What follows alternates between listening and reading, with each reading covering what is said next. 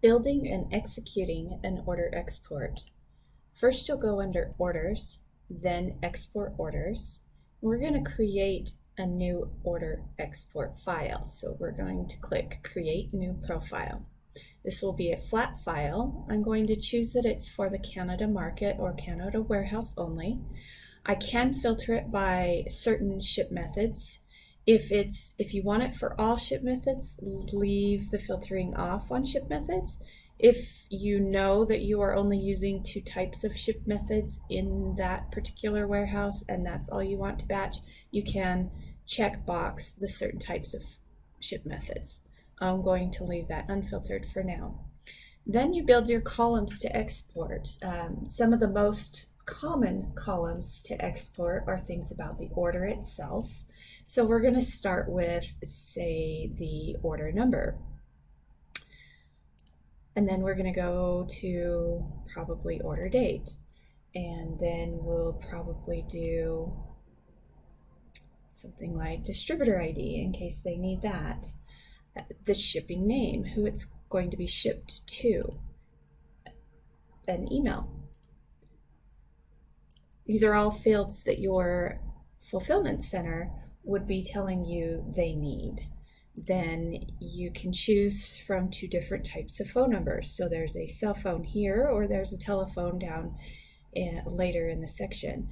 And then you can choose the items about the actual order itself and the items that are on it. So the SKU and probably the SKU description. And then of course, your fulfillment center will want to know the quantity. Then they'll need to know where it's going. So you'll want to provide them the ship to address line 1, line 2, and some countries require line 3, but I'm going to just leave it line 1 and 2. They're going to need the city. They probably already know it's Canada, so you probably don't need to do the country, but you'll probably want to provide them the state or province, and then the postal code. So another thing that you can do is user-defined fields. Say they wanted at the fulfillment center your client numbers because they have multiple clients. You can use the user-defined field. You can type in the header name client code, and over here you can force it to provide the client code on every single order that is batched out, so your fulfillment center knows which client these orders belong to. So that's one way that you can use your user-defined fields. The next thing you'll want to do is go in and check your options. There's a few different options in here for you to check mark. If, say for example, your fulfillment center wants you to include headers in the export file, you would check that box there. Then down here, you can go ahead and name your profile. So we're going to call this Canada. And the prefix, you can, right now, it's listed as export. So every file that exports for Canada will start with the word export. In this case, I'm going to type CAN. So all my files will have CAN in the beginning of it. So you'll know that it's a Canada file. Typically you do a CSV file, and commas and double quotes are the most common field delimiters and encapsulation characters.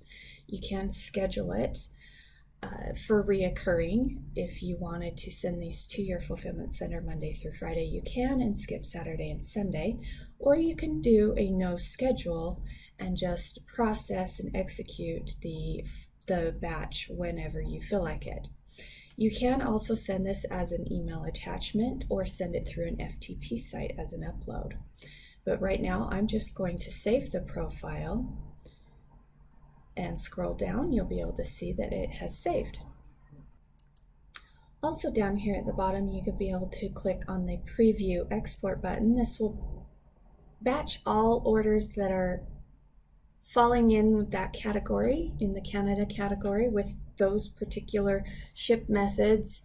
And if there were orders that you could preview the batch with, there would be a link with, of course, the CAN and then the date timestamp. It'll be a link right here you could click on. It would pop up as an Excel file that you could view. If you wanted to execute a profile, you would then, of course, click on Export Orders. You would be able to see the different profiles that are in there. I'm going to click on the demo profile and see there's a lot more options on this that we have added in there for columns. And in this one, I'm going to actually click Execute. And if there are orders in there to execute and batch, they would execute and batch right there by clicking that button. Each one of the orders would then turn to true instead of false on the orders, meaning that they have batched to your fulfillment center. A link would appear right here where you can click on the link and download your Excel file. If this is scheduled as reoccurring, it would just automatically do this for you. It would automatically execute the profile on the time and date that you indicate. And then your export file would be listed under the export list. And you would be able to go back in time and view any historical order exports that are in there. As you can see, there was one export that was done on 5/18, which is today. You can click on that. It'll appear as an Excel file. And there are all of your orders, names, order numbers, any of the information that I had requested on that particular export file.